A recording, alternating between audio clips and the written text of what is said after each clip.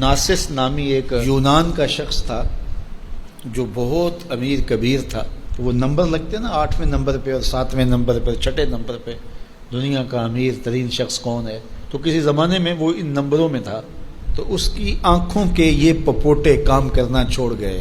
Doctor solution tape لگا کے اس کی آنکھ کھول دیتا تھا, سلوشن ٹیپ لگا کے بند کر دیتا تھا اور وہ سو جاتا تھا. پھر وہ کھولتا اور جو ہے وہ اس کو دیکھنا ملتا.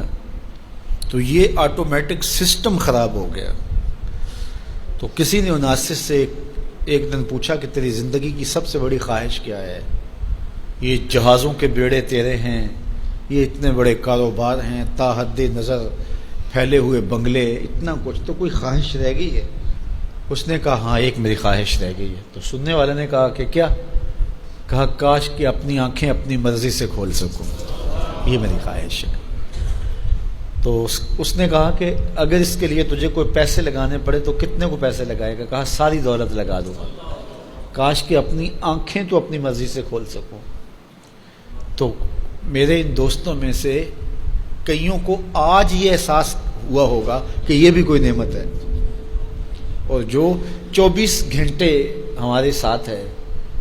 تو اتنی نعمتیں ہیں ہمارے اوپر اللہ کی, اور اس کو ہم اپنے حساب سے چھوٹا یا بڑا کہہ لیتے ہیں, لیکن وہ اتنی بڑی ہیں کہ اگر وہ چھن جائیں تو پھر پتہ چلتا ہے کہ جو ہے وہ کتنی بڑی نعمت سے ہم محروم ہو گئے. وہ میرے ایک ملنے والے ہیں, ان کے منہ میں لعاب کی مقدار کم ہے, جس کو ہم نے کبھی سوچا بھی نہیں کہ یہ بھی کوئی نعمت ہے.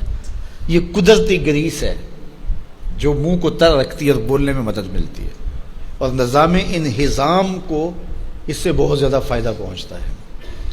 لیکن ان کا مسئلہ کیا ہے کہ مقدار کم ہے.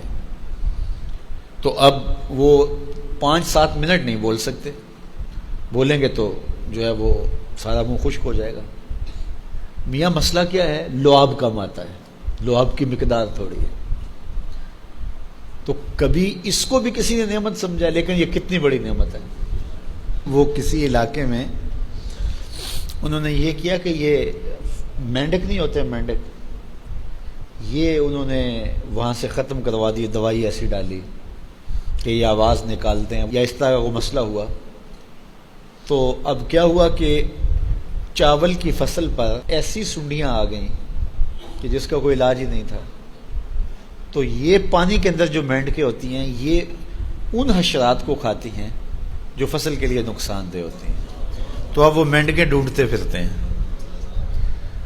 اب ہمیں نہیں پتا کہ کون سی چیز کتنی بڑی نعمت. یہ کیچوا ہوتا ہے, کیچوا کبھی آپ نے دیکھا جس کو وہ ہم اپنی پنجابی میں گنڈویا کہتے ہیں. کبھی آپ نے سوچا کہ اس کا سلسلہ کیا ہے؟ یہ مٹی کھاتا ہے, ایک طرف سے دوسری طرف سے نکال دیتا ہے. اور اب ہمارے ادھر ایک ذمہ دار تھا, تو وہ بچوں کو پیسے دیتا تھا کہ وہ لے کر کے اور اپنی فصلوں میں چھوڑتا تھا. اس کو کسی ماہر نے بتایا کہ یہ زمین کی زرخیزی کا جو ہے وہ سبب ہے, کہ ایک طرف سے کھاتا ہے دوسری طرف سے نکال دیتا ہے, اور وہ مٹی اتنی زرخیز ہوتی ہے کہ دوسری مٹی میں جب ملتی ہے تو کیمیائی کھادیں بھی وہ کام نہیں کرتی جو یہ کیچوا کام کرتا ہے.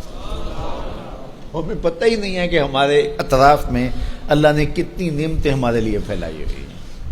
تو اس لیے اس کا ایک نظام ہے. یہ دنیا کچھ نہیں ہے, اللہ کے قبضے میں سب کچھ. تو سب سے بڑی بات یہ ہے کہ اللہ آپ کو خیر کی راہ عطا کر دے. بس بعض کا جو دنیا کی دولتیں دی جاتی ہیں یہ آزمائش ہوتی ہیں, یہ آزمائش ہوتی ہیں.